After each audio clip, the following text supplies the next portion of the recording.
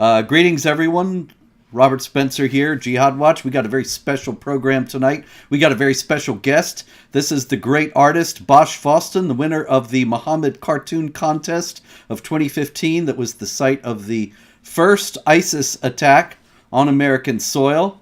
And ladies and gentlemen, it's not very usual that I do a show other than This Week in Jihad, but I thought this was important for a variety of reasons, and one of them that Bosch is going to tell us about now is that Pigman is back. Am I right about that, sir?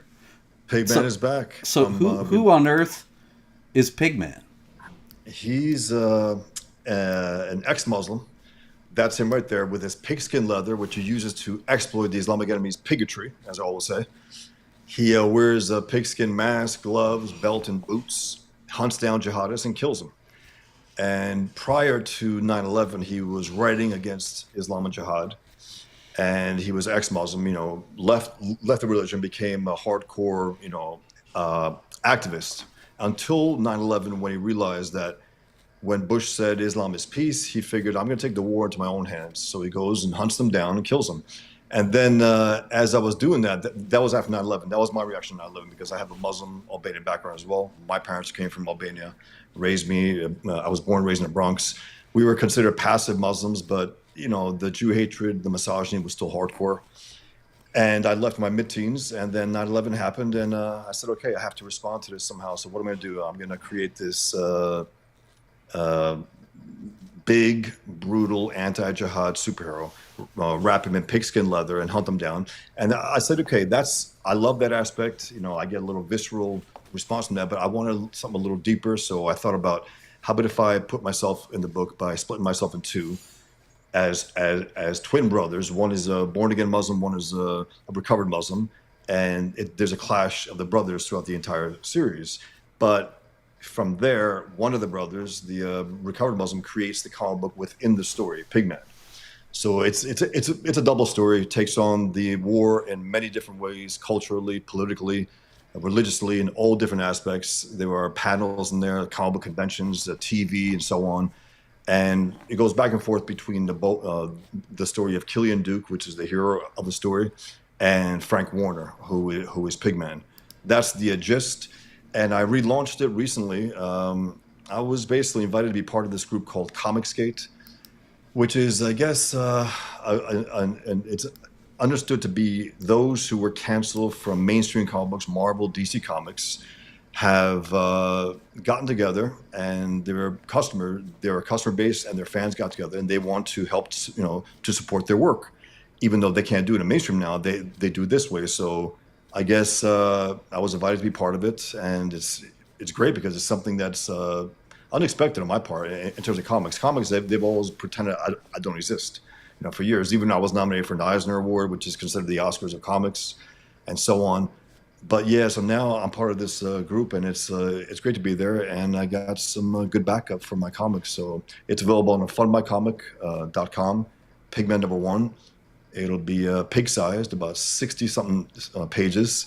And as I said it again, to me, it's funny, but it's so true. It's like we were raised to hate the pig. The pig was a disgusting creature, to the point where if you bought the wrong bologna, you got your ass kicked by parents, And also, if there was a pig that popped up on television, my mother would recoil in disgust. So I said, what? I'm going to use that. I'm going to use that with my superhero.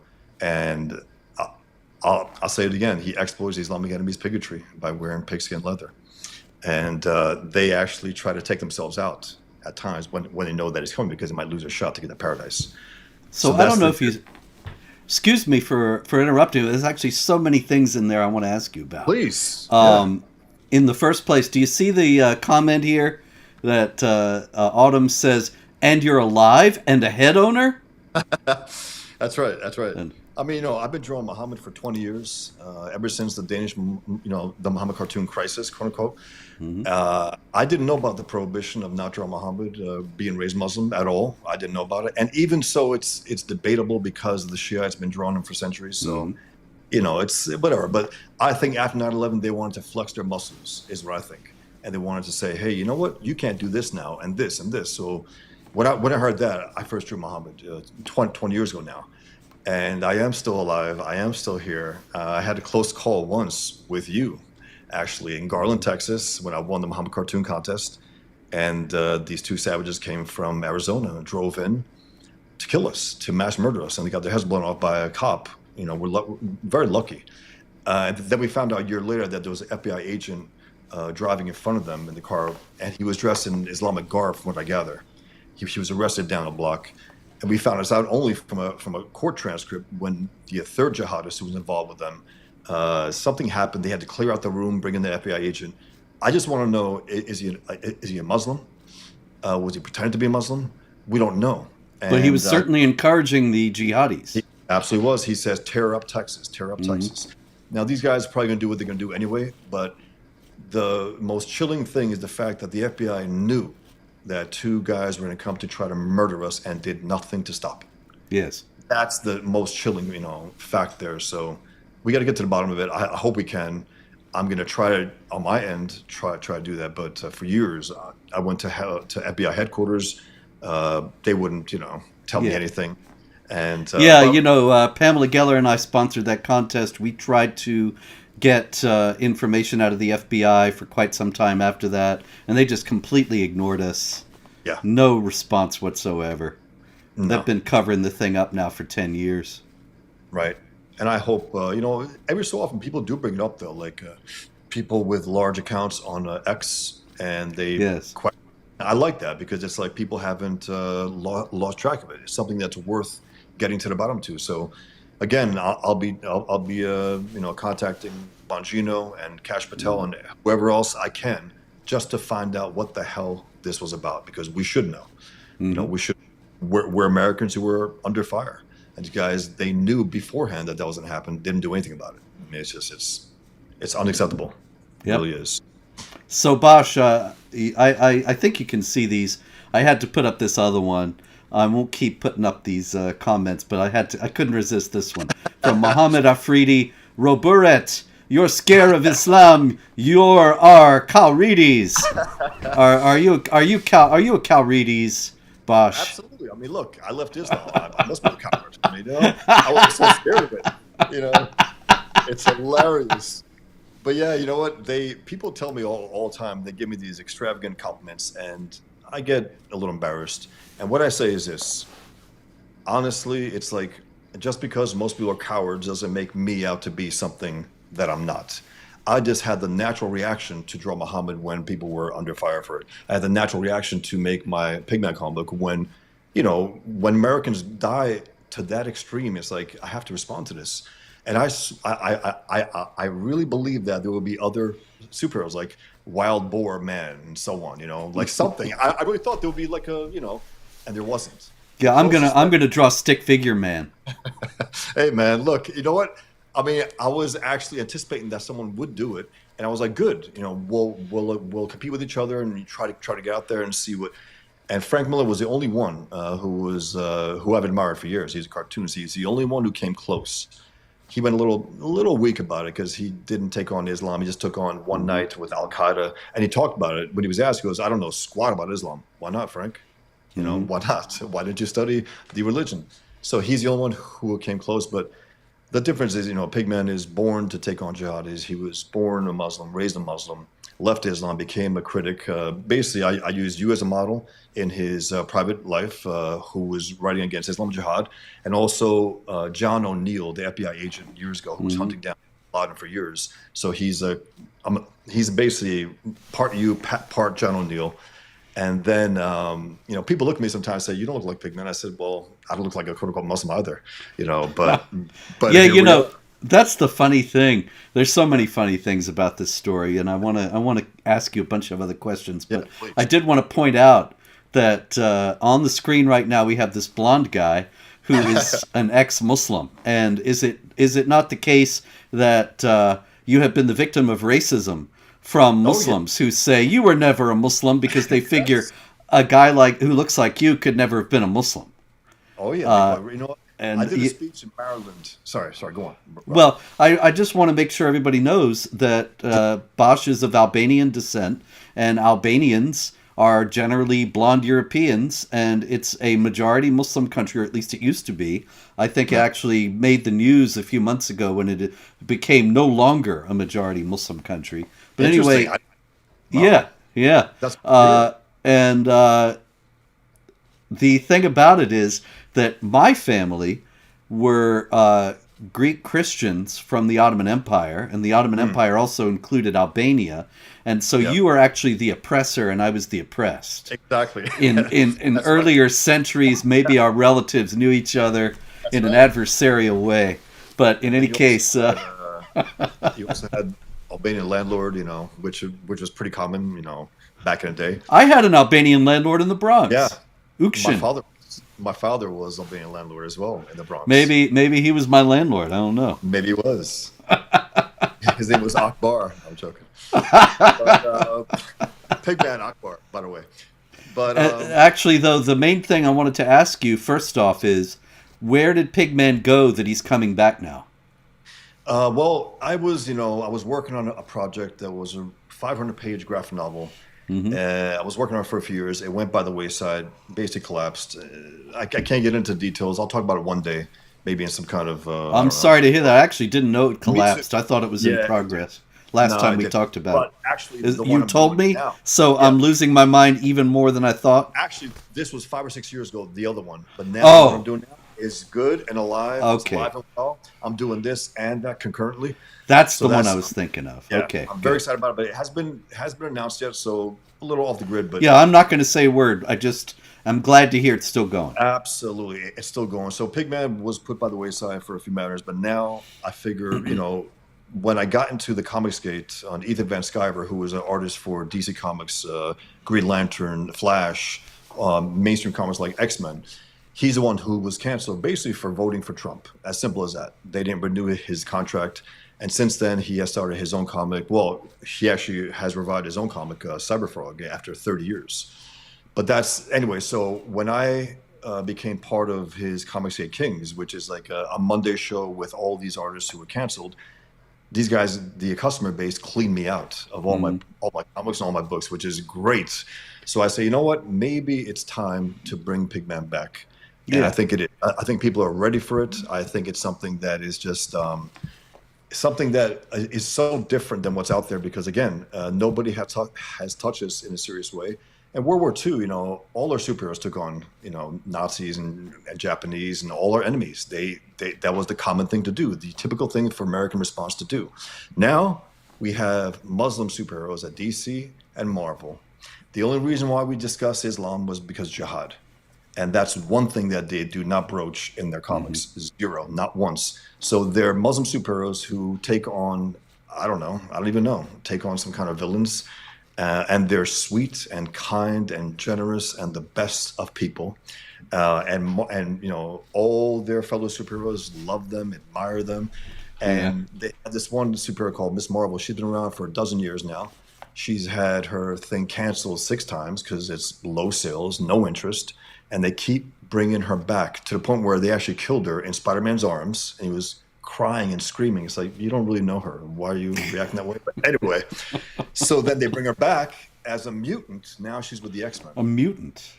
So now she'll be in the X-Men movies probably because they just won't give up on her. They give up on gay characters, black characters, female characters, but they will not give up on a Muslim character because they're and the only reason why they actually published her to begin with was their Muslim editor who shoved it down their throats, and they said, of course, yeah, we'll publish whatever you want. And so they haven't been able to cancel her out of fear. And it's a mediocre character.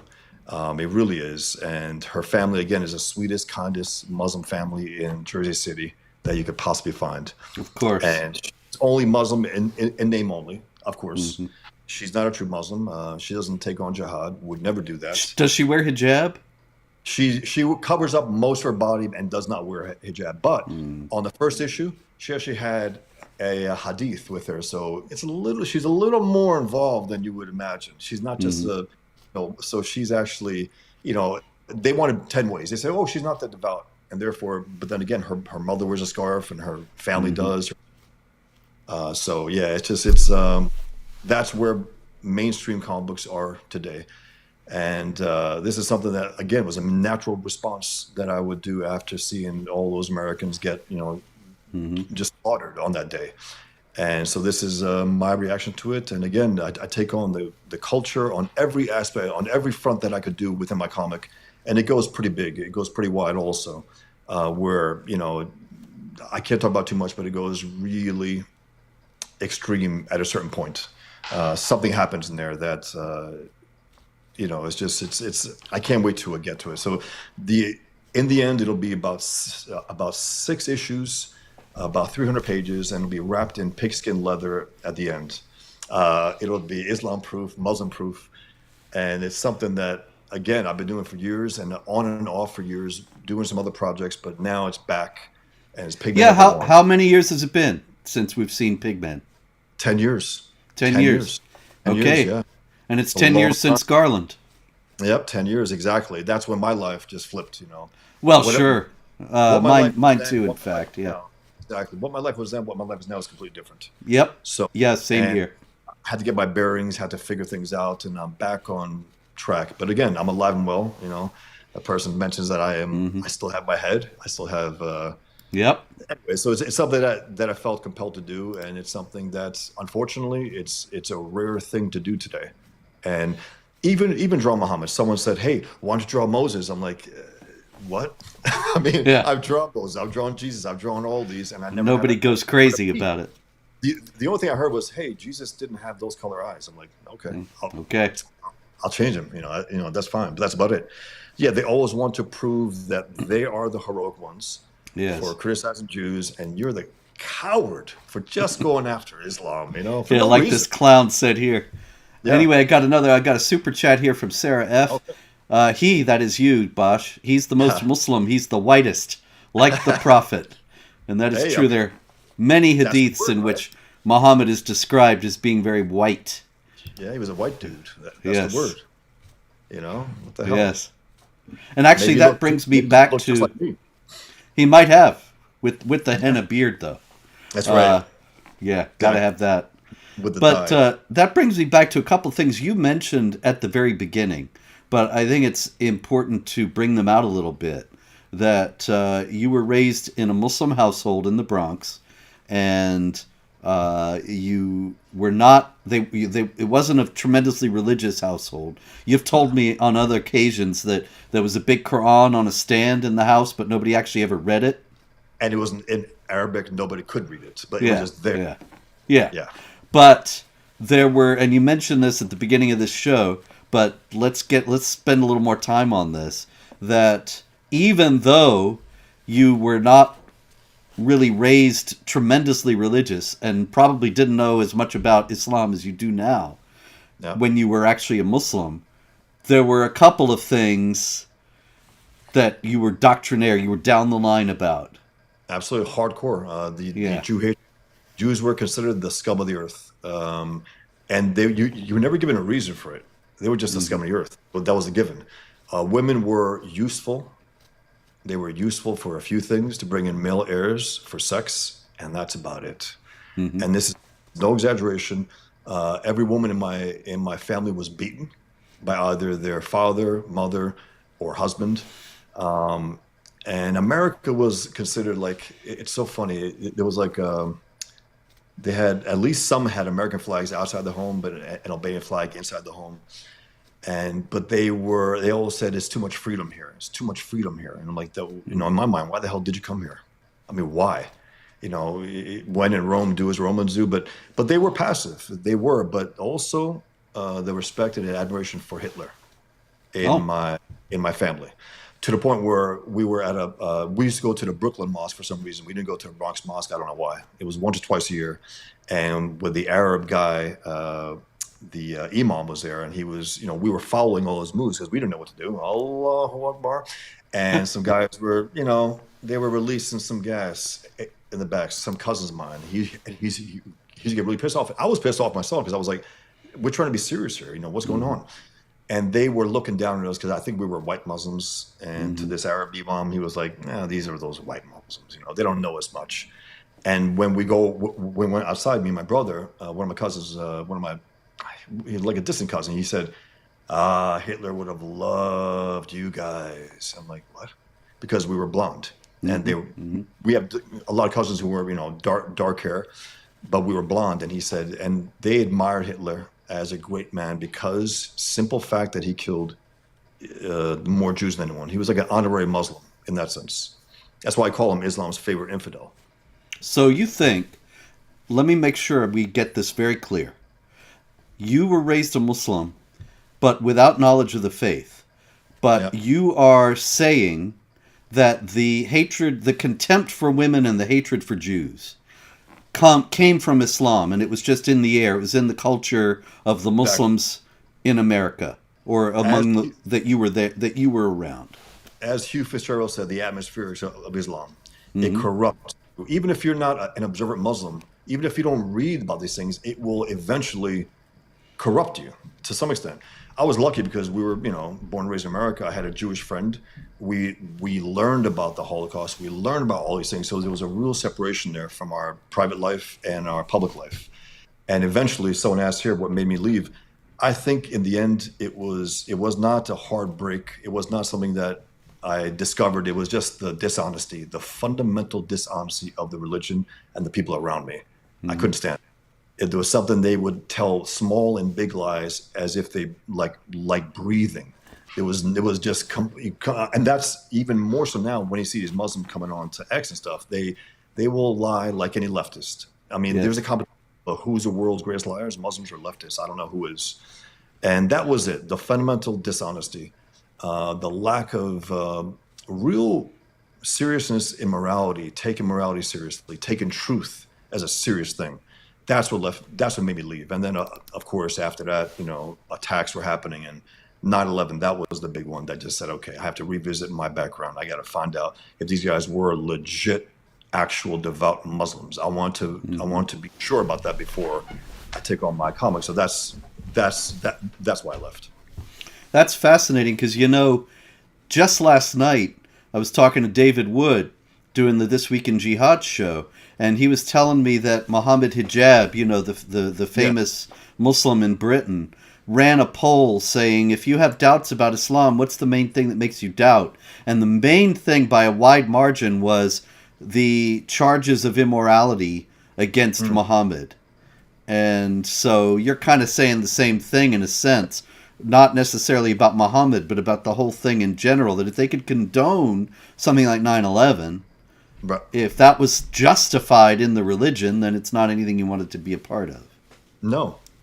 And October 7th, and also when the Jew haters came out October 7th, I think you had to do something with this, like Candace Owens, Tucker Carlson, all these other guys, Jake Shields, whatever.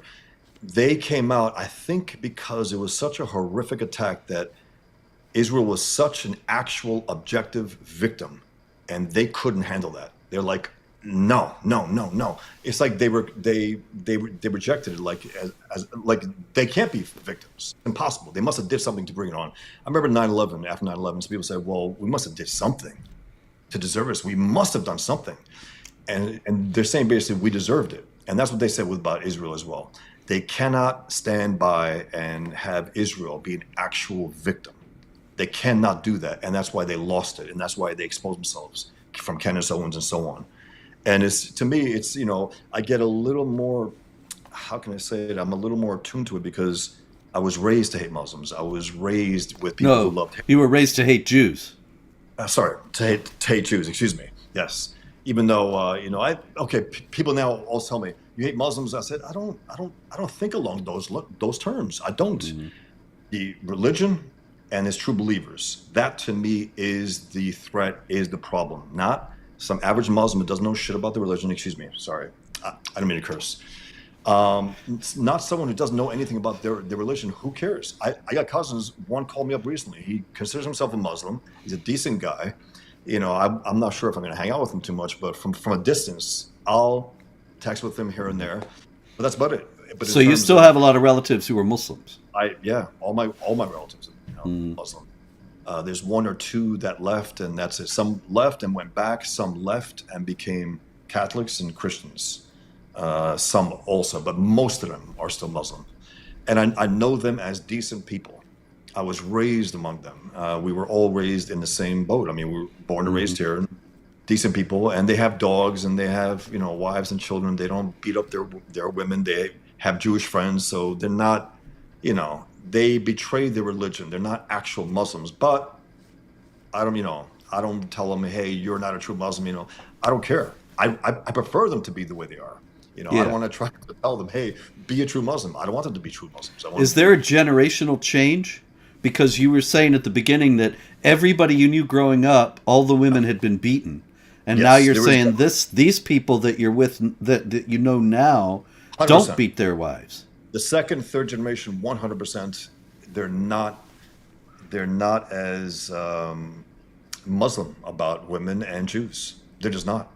They're far more American.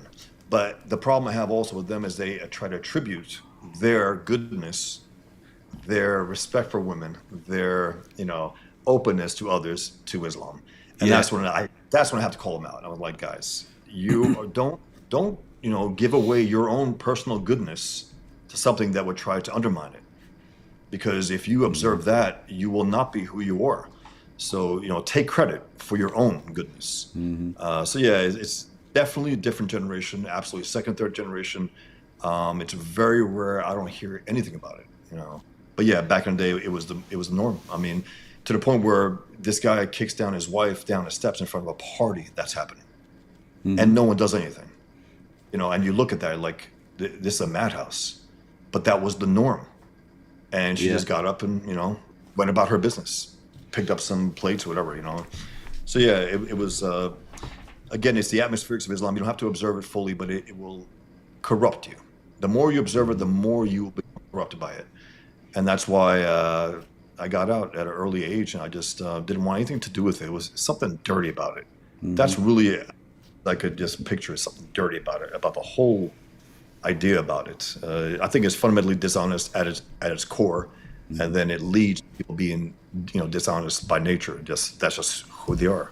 Yeah, there was a movie a few years back that was about a woman who was stoned to death by her husband just because by the whole community, but her husband accused her falsely just so that he could get out of the marriage and get rid of her. And it was based on a true story. It was filmed in Jordan. And the wild thing is that there was a scene in this movie where the husband is beating his wife down the street. They're walking down the street and he's giving it to her, letting her have it, and she's yelling and crying and screaming and trying to get away, and he keeps following her and beating her some more.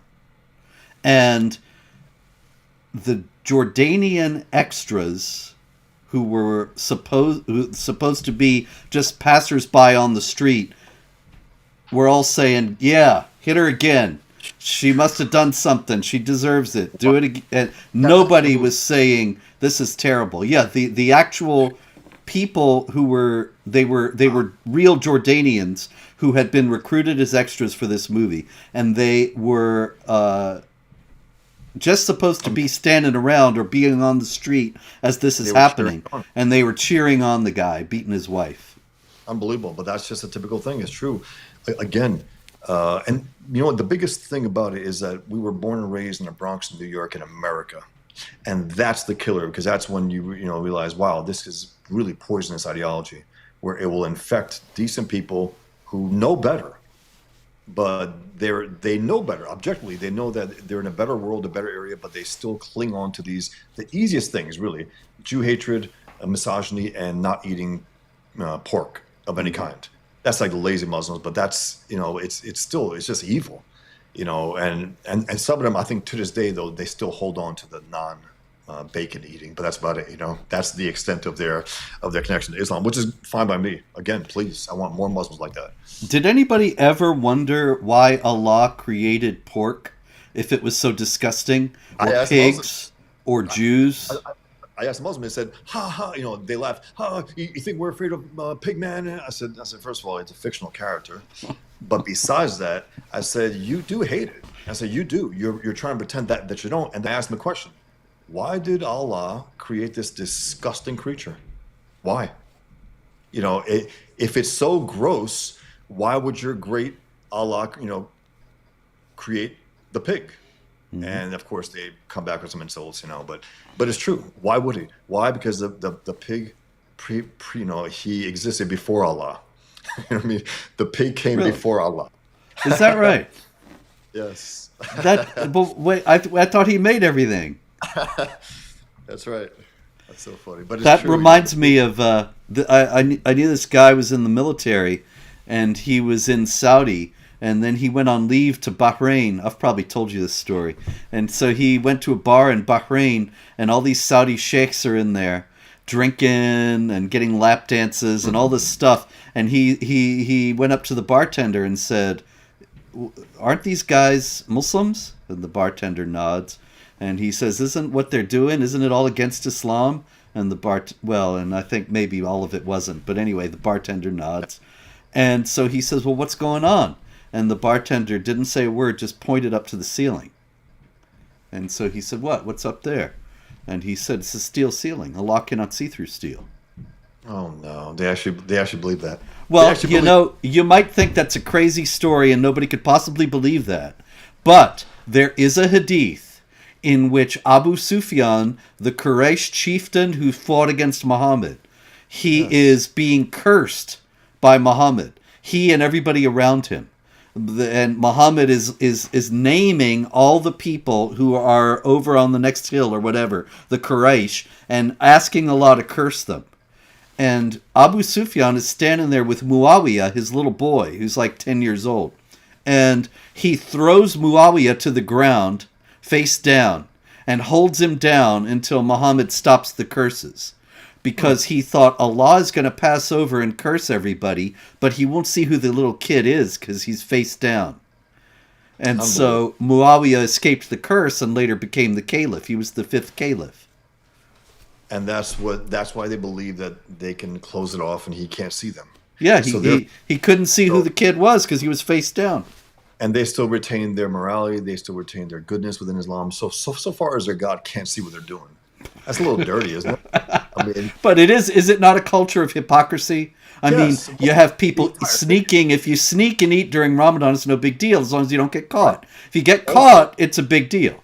How about the Saudis going to New York City? A cousin of mine talked about this, where they rent floors of hotels and they have as much debauchery as they possibly can have, right? And then they go back and they start paying these jihadists to make them feel, better about having done what they did. They feel guilty. That cancels it out because it's your good deeds and your bad deeds on the big scales, right? So you do a few bad deeds in New York, you go back to Jeddah, you hire some jihadis, and that outweighs the bad deeds you did in New York. Exactly right. I don't know. It's just not meant. If you want to take morality seriously and truth seriously, and you just have to leave, and that's why I left. I mean, really, to be blunt, I just said this is not for me. This is something I believe in truth. I believe in morality. I want to be good, and I can't be. And that's why I think any decent person leaves Islam. But some of them are just they just live and they cling to it for the rest of their lives, and it's sad because especially the women, they're going to be mistreated no matter what. They just will be. I don't care if even in America. So yeah, it's an evil religion. It really is. And I get a problem with that also when people say something like, well, Islam is not a religion. And I said, look, I know you need to believe that, but it is. And it is evil. And that's the problem. And they, I guess religionists have, for many years, they're afraid to take it on, honestly, because of that reason. Some of them believe it's a religion, so they're can't take it on. Some of them believe it isn't a religion, and that's the only way you can defeat it. But it is a religion. Well, I think that a lot of people, they have confusion on that because they assume that anything that is a religion is something that tries to teach you to be good. Right. And if you have a religion that tells you go out and kill them wherever you find them, that must not be a religion. I mean, I don't agree with this either. I think, the definition of a religion is something that claims to connect human beings to the divine. Islam claims to do that. So it's a religion. It does, but it has to be called out for what it is also in objective terms. And also, you don't have religious to understand. I left religion. I left Islam. I left religion. I left it all. But I know that, people tell me also, why don't you go after, Christianity and Judaism, I said, because they're not coming after me, to be blunt. They're not. We can coexist with anyone. We can argue. We can, but Muslims, especially devout ones, it's impossible to. The There you devout go. ones, it's impossible to argue with them. And they will lie. And they will call you a liar also when they lie. As they're lying. As they're lying. Yes. And This is why I stopped debating these clowns, because I know. it's just pointless. They tell 10 lies, and then you have 10 minutes to respond, and you'd have time to unravel 3 of them, and the other 7 just hang out there. It's pointless, And the moderator almost always leaning on their side. Yes. Almost always. Yes. Out of ignorance or, Yeah. malice. Did you see that show, Patrick Bet-David and Daniel Hikikaju and that other guy were saying, yes, we want to kill you. Yes, you should be dead. And Patrick Bet-David says, how can we all get along? You should have stopped and told them and say, wait a minute. I thought we were having a debate with... you should have stopped and said, you guys actually mean that? He should have stopped there. Yeah. But he doesn't have the sense because he's all about getting the clicks and the cash. Yeah. I mean, this guy is corrupt. I mean, he really is. He's a really corrupt guy. He'll have Andrew Tate on. He'll have anyone on. He has no standards whatsoever. I'm glad it was there, though, because some people will look at it and say, wow, those guys are really bad guys. Yes. And this guy just let them go. And he was palling with them after, Oh yeah, he went on the Dean show and was and was praising them to the skies. It was really a disgrace. I mean, unbelievable. He's not a good guy. He's not honest at all. He's not. Terrible.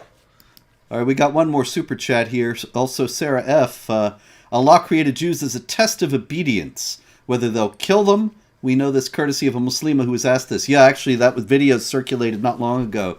Pierre Rahove, the French filmmaker, he published this video of a Palestinian woman he was talking to, and he asked her, why did Allah create the Jews? And she said exactly this, that it's a test. Do we have the courage to kill them? So on. So that's an indication that this is something that makes you do evil and think you're doing good. And also one thing, regarding Jew hatred, they act like it's a new thing. It's like, this is a few thousand years old, guys. You're not doing something new. You're not doing something. There's no edgy thing that you're doing here. It's the same crap that's been going on for many, many, many centuries. And it's embarrassing to see them act like they're, like, what's her name? Candace Owens, in particular. She's vile. And she goes out there, and I'm just asking questions, Yeah. So really, about Islam, are you asking questions? Never. Why don't you ask about that? Never. As a matter of fact, she even said last year sometime, I think it was, she said that right after 9/11, and she was in grade school, they all forced her to believe that Islam was evil. And I thought, that's a lot of hooey. I remember in those days, everybody was falling all over themselves saying Islam was peace. Yes. George Bush on down. Nobody was teaching that that Islam had any problem with it. They were all fighting to make sure nobody thought that. Absolutely right. That's a lie. And she actually apologized to a Muslim on behalf of all Americans. Like, don't speak for me. Don't. I just can't stand her. I really can't. And she was the loudest and nastiest about it. And she made that sharp turn. And who knows now? She probably gets funded by, I don't know, some Muslims. I know Tucker does, for sure. He has a Muslim donor. He goes to Saudi Arabia. He goes to UAE. He goes to Turkey. He goes to all these countries now. By the way, when he was asked after October 7th, he was asked about the atrocity. He said, I'm America first, I was shocked at how emotional Americans got over this. So he said America first. What did he do? He proceeded to do a world tour everywhere except Israel. He went to Europe, South America. He went to Russia. He went to all Muslim countries, everywhere except. And so he's a little more subtle about his Jew hatred than Candace Owens. Candace Owens is just an imbecile, but he thinks he's being clever, but it's obvious. Yeah, he had this guy on the historian on who is retailing Hitler's talking points from 1943. Incredible. And vilifying Churchill and saying Hitler wasn't as bad as you said, as we've been taught he was. And Tucker's there, interesting, yeah. Knowing full well what he's doing. He's not a broker. He's not at all, and people think he is. He's not a truth teller. He's always been a media whore. Always has been. When he was on on CNN, MSNBC, Fox News, and now he's off on his own. Why does he have Muslim? Why does he have a Muslim donor? He's independently wealthy, Tucker. Why does he need a Muslim's money to make his media company? Well, that's a very good question. Yeah, I have no idea. Anyway, one more super chat, and then I want to ask you about Garland. Yeah. Apu Baker Al Puff Daddy says, Mr. Fawstin and Mr. Spencer, how should we approach so-called moderate Muslims? Are moderate Muslims allies or frenemies or traitors in fight versus jihad? What do you think, Bosch? They're irrelevant. They're irrelevant when it comes to the war. Absolutely irrelevant. We are in a war with Islam's true believers. They will only get in the way. They will only try to protect Islam and protect his true believers and whatnot. They're irrelevant in this war. I don't care if they're good people, and I know some of them are absolutely objectively good people. Yes, irrelevant when it comes to jihad. Okay, I'll just add a couple things here. That, yeah, I think when we're talking about moderate Muslims, we have to be clear who we mean. That there are moderate Muslims who are just ordinary people who are Muslims, who are maybe not very religious, and they're never going to blow anything up, and that's fine. Yeah, as Bosch said, they're irrelevant. I'm glad they exist, glad they're not out killing people, but they are not stopping the jihadis. The other moderate Muslims, however, are active enemies, and I'll tell you why. There are Muslim spokesmen out there, and I'm not going to name any names, but you know who they are. They go on Beck, they go on probably Tucker in the old days, maybe still. They go on Mark Levin, and they say Islam doesn't teach any of this. Islam is peace. Islam deplores terrorism and all this, and people don't know. You know, they haven't read the Quran. Most Americans, they have no idea about Islam. And so they see these guys and they see these good conservative spokesmen praising them. And they think, oh, see, it's not so bad. Most Muslims are like this guy. When actually very few Muslims are like those people in rejecting jihad and rejecting terrorism. And so they are actively misleading and fostering complacency. 100%, and they know their stuff, these activists. Yes. So they're knowingly lying to try to make Islam look good, and they're fooling these idiots who, and again, notice that they pick and choose their suckers, their dupes. They don't go after you. They don't go to you and say, hey, Robert, be on my show, because they know. Yes. They know that you'll out them.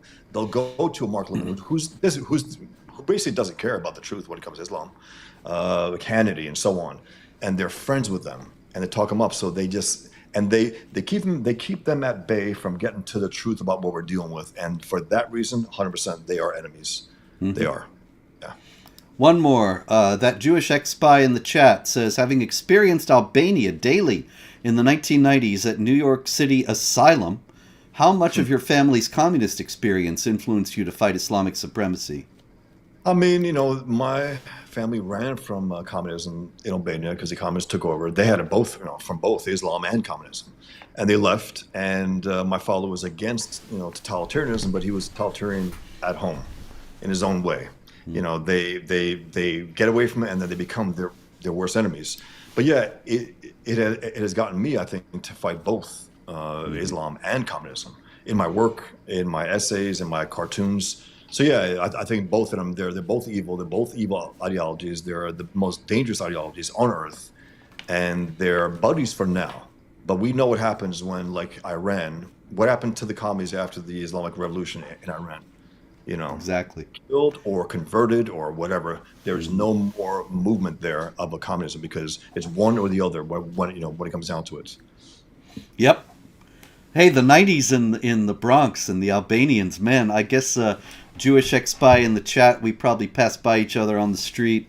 Maybe you and I did too as well, Bosch. I remember when I lived in this Italian neighborhood for a few years, and the Albanians and the Italians would go at each other with baseball bats on the street, and I would know to walk the other way in those times. Yeah, and they were a little rougher, I gotta say, the Albanians, because they were willing to do things that the Italians weren't willing to do. They were a little more rough. Why? Because the edge of Islam.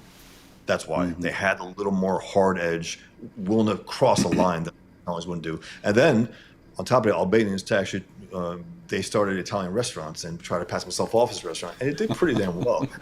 So I was there, and they said, "You're not Italian. Look at you." I said, "Well, They say they are. Northern Italian. That's right. Yes. All right. So, the big story about art is still out there from 10 years ago. And you were the big winner. We even had a big check. I guess we had to leave it there because Yes. we had to get out of the place fast, as it turned out. Yeah. But Put it on my wall. yeah, I thought it was going to be a hoot, like Yeah. like Ed McMahon, you remember? Right. And they would give out these big checks. So we had the big check for Bosch. I believe it was it $12,000 if I recall correctly. You guys were kind because what I won the People's Choice Award, and Pamela said if you win both and you only get $10, That's right. you guys were generous enough to say, you know what, get it both, and that's why I was like, damn, I was particularly honored by that because I was like, wow, that's so cool. So we had in defense of the freedom of speech after the Charlie Hebdo cartoonists were killed by jihadis in France in January 2015. We decided to have a Muhammad art exhibit and cartoon contest in America. And we chose a hall in Garland, Texas, because right after the Charlie Hebdo cartoonists were killed, the hall in Garland, Texas had a conference, a Muslim conference in praise of Muhammad. And we thought, okay, let's see if they will honor their claim to be open to everyone and allow us to have a conference of Muhammad art. And we had the Shiite art that you mentioned before. We had that. We had all kinds of ancient photos. I mean, photos of ancient artwork depicting Muhammad by Muslims and so on. Anyway, It was such a great event. Truly, it really was. I loved it. it was a very good event. It went off well. We had Geert Wilders speak. Bosch won the prize. He won both, as he noted. The people voted for him and the judges. We had a panel of judges, and Bosch won both for his great cartoon. Tell us about the cartoon. Yeah, it's right behind me, actually. It's right There it is. That's the canvas version of it. I was drawing it for the contest because I've been drawing Muhammad for years. At that point, I said, I might as well get paid for it, Hopefully, I could win. So I said, as I'm drawing him, I said, wait a minute. How about if he threatens me as I draw him with, you can't draw me? And I said, well, that's why I draw you. A simple little defined act of a free man faced with monsters. And I thought that was effective. And I didn't want to guss it up too much. I didn't want to paint or anything. I said, keep it simple with ink and pencil. And that was it.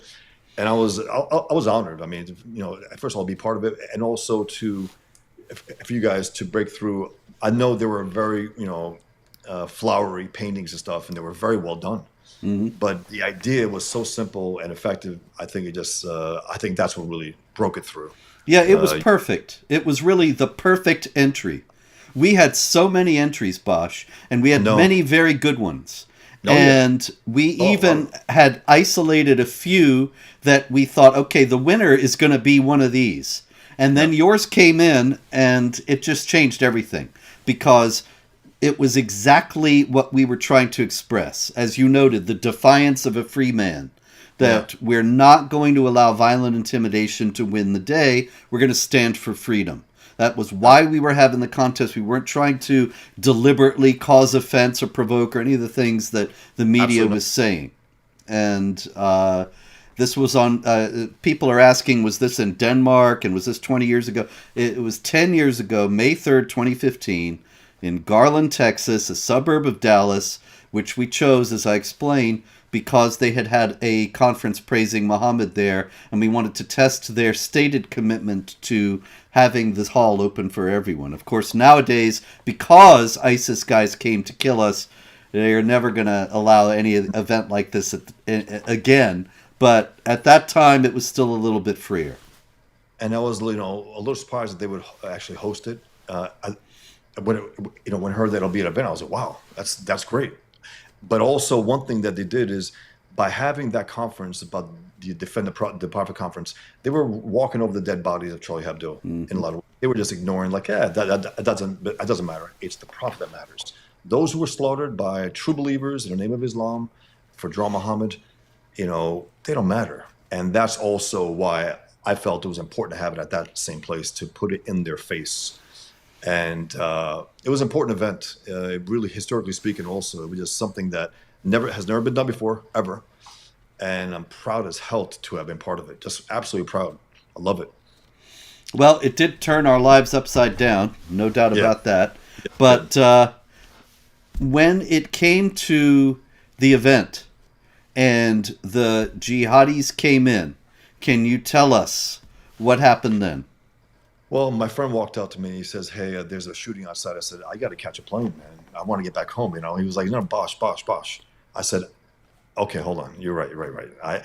I don't know if it was. I just had this locked in idea. I'm going to go in there and hopefully win, and then just fly out.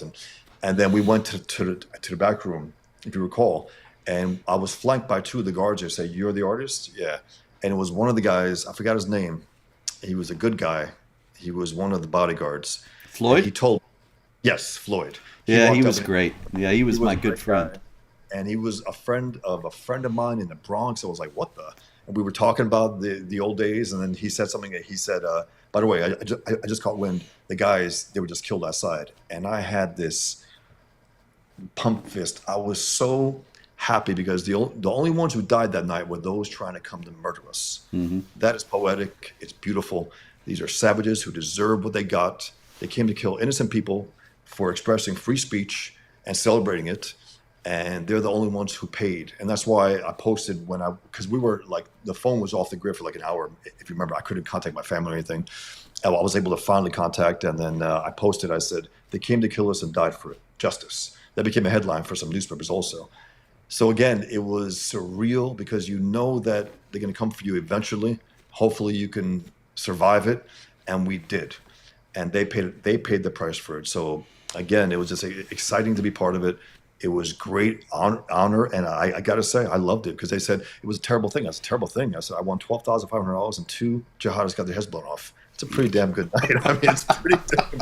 I mean, talk about an incredible day. And so yeah, on that level, I loved it. I mean, I absolutely loved it, and it was great to be there with you and Pamela and Hert, and to stand up there for free speech. Because again, this is the thing that makes the difference.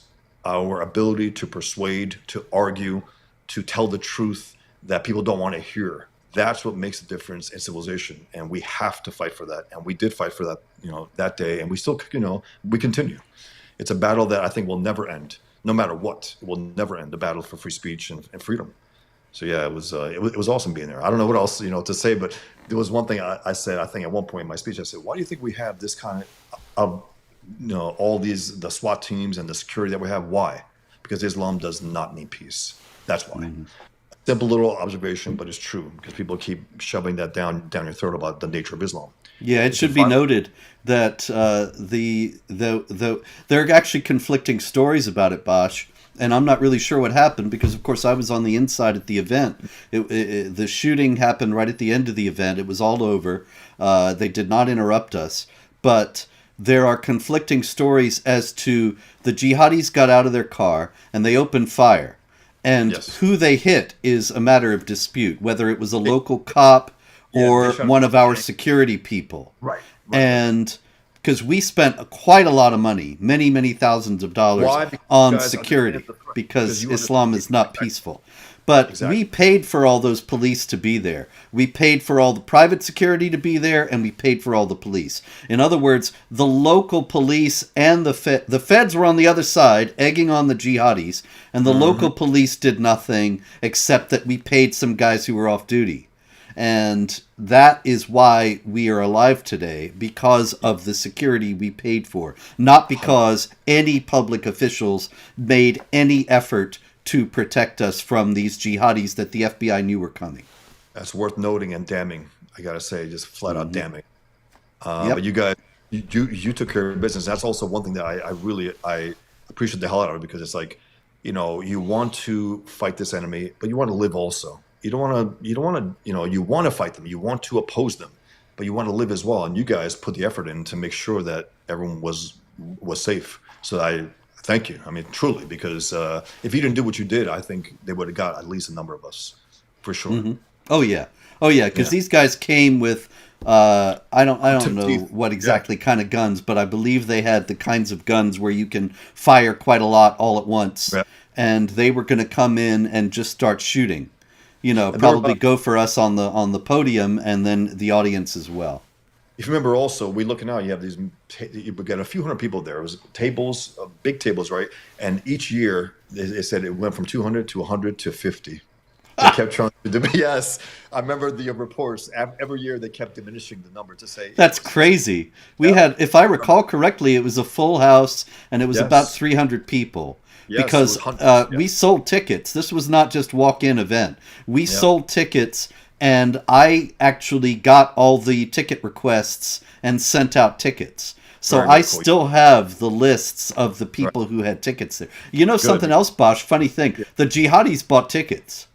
They did. They did. Wow. Yes. Obviously, they used assumed names, and the FBI came right here to my office and went through the list, and they said, there, those guys. Those were the names, the jihadis. Those tickets went to the jihadis. And it's funny that the FBI, they were actually questioning me, but it was interesting that they told me that, since now we know they were on the other side and wanted us dead. But in any case, the plan, apparently, I think they got impatient or they got unnerved when they saw how much security we had. Yeah. They weren't expecting that. They thought they could just waltz in with their tickets and open fire. Unbelievable. Soft targets in their mind. That's why these guys are cowards in the end also. They go after innocents. They go after those who are not armed. That's what they hope for, at least. That's why they are the sleaziest, quote unquote, warriors. They're not warriors. I mean, warriors are ones who fight head to head with bad guys. These guys go after targets who are not armed. So you're right. They got a rude awakening, and it's awesome. I mean, to me, it's a great end to a great day. But everybody gave us hell. Everybody was upset. Everybody was condemning us. Pamela was out front on this. She was on all the shows. Alison Camerata on CNN was saying, "Isn't this terrible? You were provoking the poor dears." And what's her name? I can't even remember. But a bunch of the other ones. Donald Trump as well. All these people were saying, this is terrible. We've got to respect this. This was not about respect. This was about the freedom of speech. This was about whether we die on our feet or live on our knees. This was about whether we are going to give in when they say, if you do this, I'll kill you. Whether we're going to say, yes, sir, which will only encourage them to make more demands, or whether we're going to say, no, we're going to stand up, we're going to do it anyway. And that's the thing, they count on us to do the opposite. They count on us to fold. And we didn't, and we still haven't. 10 years later, death threats, they still came. I mean, 2018, when I was picked to be the judge for a new Muhammad cartoon contest by Herald World, there's thousands upon thousands of death threats. They had to cancel that event, unfortunately. It would have been my first time in Europe. I told Herald I want to do a speech, draw Muhammad in the middle of my speech, and then announce the winner at The Hague. It would have been, it would have been great. And it didn't work out. But yeah, so the point is that we are still here. We're still fighting this enemy. This enemy has not gone away. Last week, a few hundred people they murdered. The religionpeace.com, check it out, guys. It has the tally every single week, a few hundred a week, all over the world. It's not just in quote unquote Palestine and Israel. It's all over the world. Look at this, Bosch.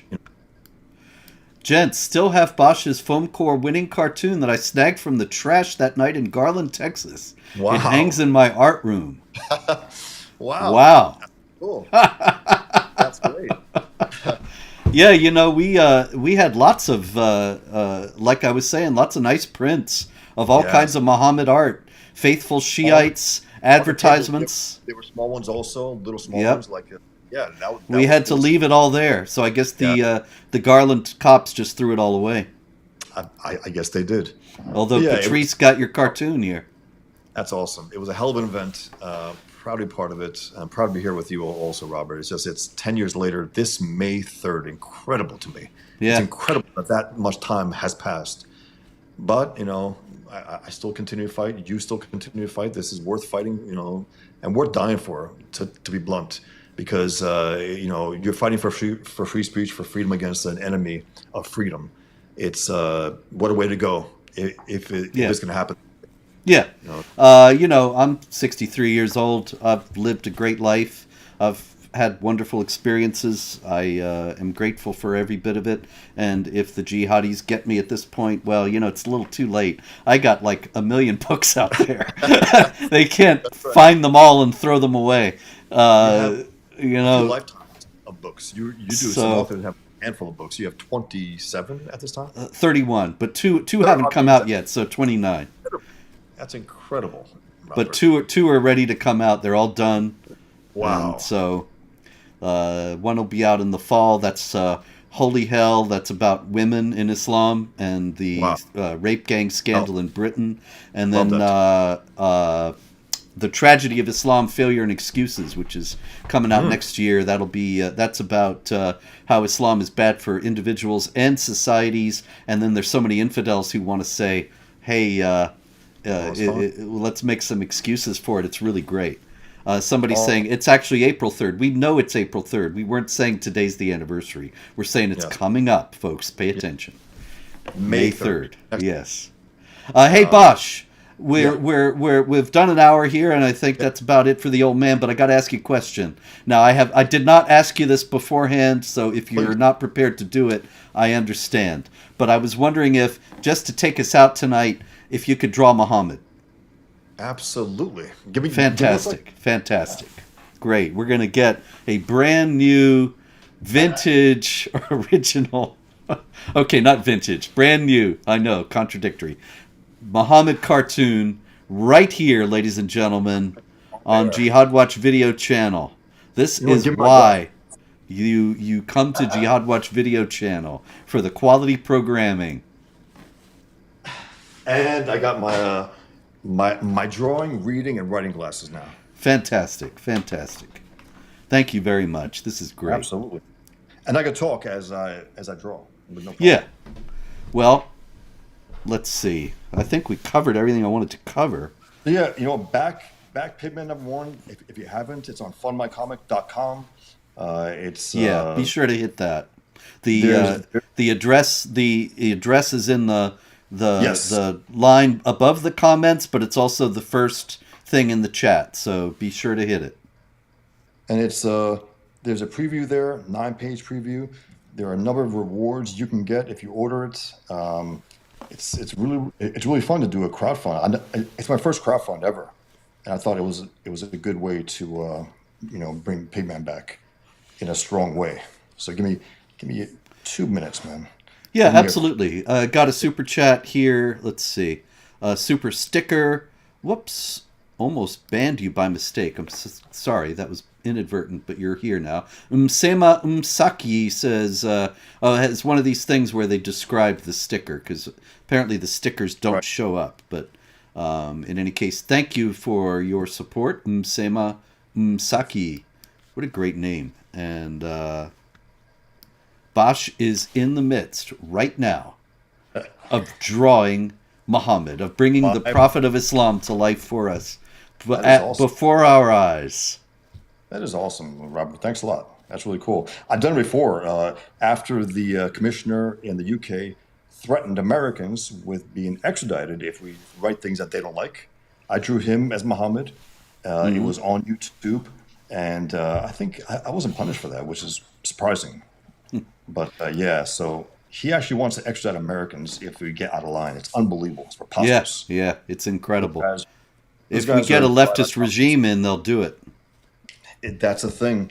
Our freedom is always in the balance when leftists get in power. And it should never be. It just shouldn't. But they are an enemy within that we have to deal with. And they couldn't get away with it this time. They just couldn't. They couldn't steal it this time. Yes. And, we'll see what happens. But our freedom is always in a balance with these bastards, and it's unacceptable. Has to be a better way to deal with them.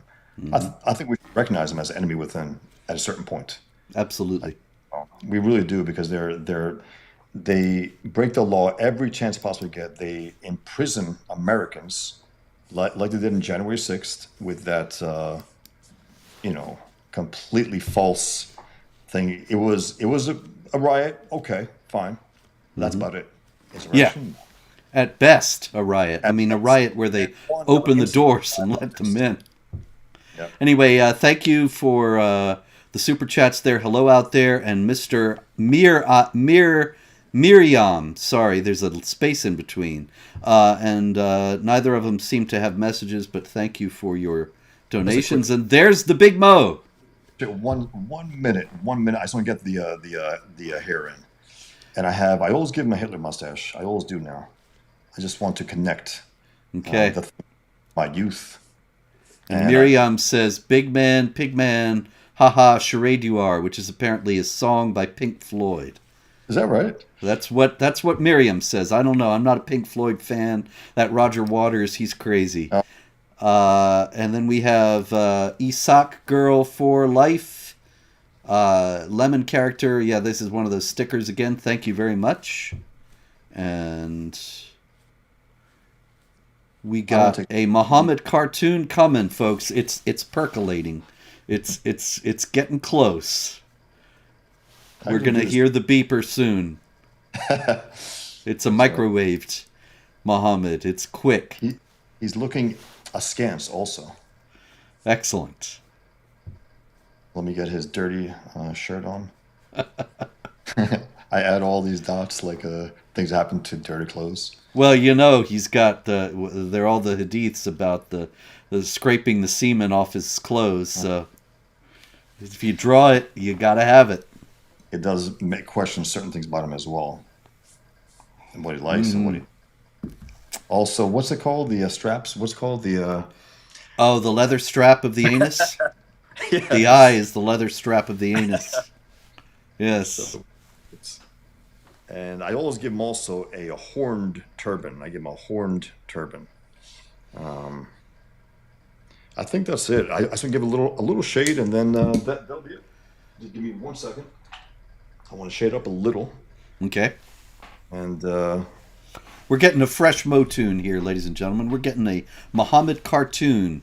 And we have Tina L. says, "It's my birthday. Wonderful present, guys. Thank you very much." Tina, thank you. And happy birthday. Happy birthday, you get a Muhammad cartoon. That is awesome. I think this is just a quick one. I think we'll do. I can't put too much detail in here. I just want to show a little. A quick Mo. A quick Mo. So there he is, ladies and gentlemen. Looking to the side with his horn turban and a Hitler mustache. Yep. And his dirty shirt. The dirty shirt with the dirty dots on it. I Yep. always do that. So thanks for asking. That was fun. Oh, that's terrific. Thank you very much. That's a perfect crown to the show. And the celebration of the 10-year anniversary of when our worlds blew up. Absolutely did. But it's worth it. Yep. Whatever came to me, I would do it again in a split second, regardless. Absolutely. All right. Well, Bosch, thank you so much. It's been fascinating. And folks, be sure to hit that, get into the crowdfunding on the Pigman. And we eagerly await his reappearance. And thank you very much for being here. Let's do this again sometime soon. Absolutely. Thank you, Robert. All right. Thank you.